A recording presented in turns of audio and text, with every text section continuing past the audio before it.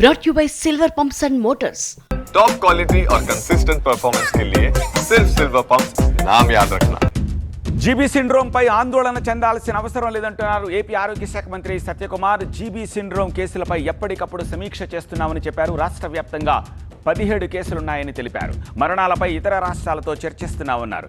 Guntur జీజీహెచ్లో కేసులపై special సిఎస్ని కూడా పంపించామని చెప్పారు. వ్యాక్సిన్ల కొరత ఉండడంతో ఇండెంట్ కూడా పెట్టామంటున్నారు మంత్రి Satyakumar. GBs million bearer syndrome మామూలుగా ఉంటుంది. అయితే నిన్న కొద్దిగా మేము నిరంతరం సమీక్ష నిర్వహిస్తూ ఉన్నాం. కొన్ని కేజీహెచ్లో వచ్చాయి.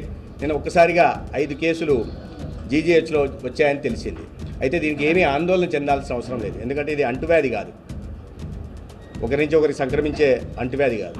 న్యూరోఫిజిషియన్ చూడాల్సింది వీటిని. అయితే గతంలో మామూలుగా కేసులు ఉంటాయి.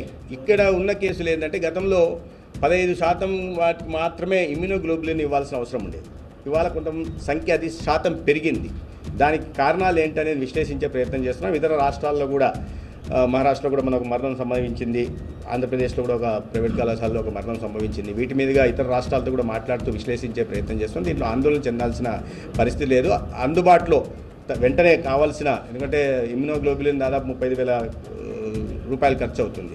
వాటిని దృష్టిలో పెట్టుకొని వాటిని అన్ని చోట్ల, అన్ని జీజీహెచ్ల్లో, సంబంధిత ఆసుపత్రుల్లో కూడా నిల్వ ఉంచాలని, ఏ పేషెంట్కి కూడా అవసరమైతే ఇమ్యూనోగ్లోబులిన్ లేకుండా పంపకుండా తీసే దిశగా కూడా నిర్ణయాలు తీసుకున్నాం.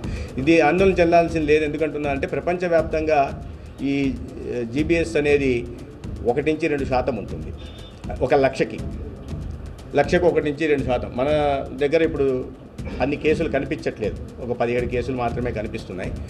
కాబట్టి అంత తీవ్రత లేదు. అయితే మరణాలు సంభవిస్తున్నాయి కాబట్టి అప్రమత్తంగా ఉన్నాం, జాగ్రత్తలు తీసుకుంటాం.